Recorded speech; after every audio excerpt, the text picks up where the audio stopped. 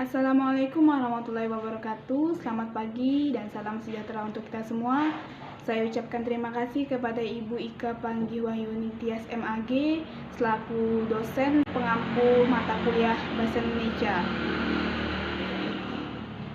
Nama saya Irma Dwi Pratiwi, mahasiswi UIN Sulanta Hasaibuddin Jambi, jurusan Manajemen Keuangan Syariah kelas 1B dengan NIM 504200058. Sebelum saya memulai presentasi, saya akan menjelaskan materi saya, namun sebelum itu saya mempunyai quote sedikit. Orang bijak mengatakan, ilmu itu bukan apa yang dihafal, tetapi apa yang bermanfaat bagi orang lain. Ketika menyampaikan sebuah kebermanfaatan untuk orang lain, tentunya mesti harus didasari dengan ilmu dan cara menyampaikan yang efektif. Maka dari itulah mata kuliah Bahasa Indonesia ini sangat penting untuk dipelajari. Maka pada kesempatan pagi hari ini saya akan menjelaskan mengenai materi bentuk-bentuk dari karangan. Sebelum kita mempelajari lebih lanjut bentuk-bentuk karangan, kita harus terlebih dahulu mengetahui apa itu karangan.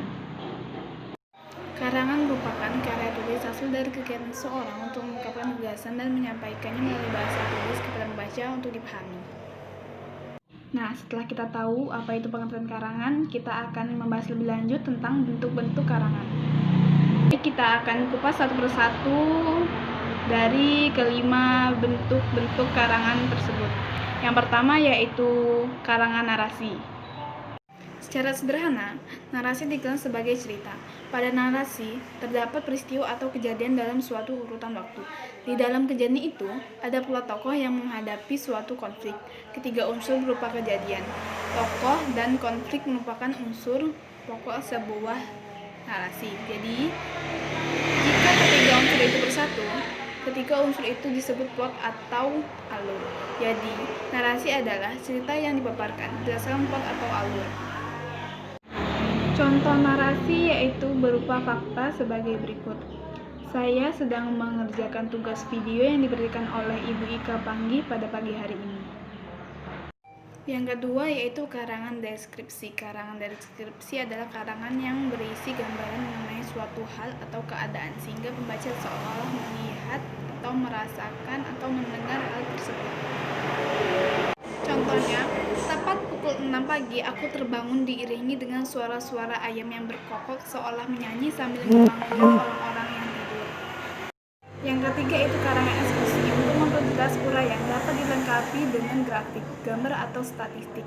Sebagai catatan, tidak jarang eksposisi ditemukan hanya berisi uraian tentang langkah, cara, proses kerja. Eksposisi demikian lazim disebut paparan eksposisi. Contoh karangan eksposisi.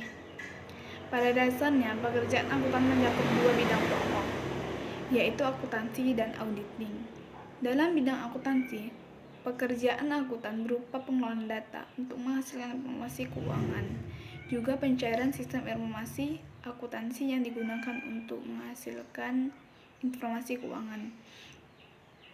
Dalam bidang auditing, pekerjaan akuntan berupa pemeriksaan laporan keuangan secara objektif untuk menilai kewajaran informasi yang tercantum dalam laporan tersebut. Selanjutnya yang keempat yaitu karangan argumentasi. Karangan argumentasi adalah salah satu jenis pengembangan paragraf dalam penulisan yang ditulis dengan tujuan untuk meyakinkan atau membujuk pembaca. Dalam penulisan argumentasi, isi dapat berupa penjelasan, pembuktian, alasan, maupun ulasan objektif di mana disertakan contoh analog dan sebab akibat. Tujuannya adalah agar pembaca yakin bahwa ide, gagasan, atau pendapat tersebut adalah benar dan terbukti. Contoh karangan argumentasi tentang pendidikan. Kapan pendidikan gratis terwujud?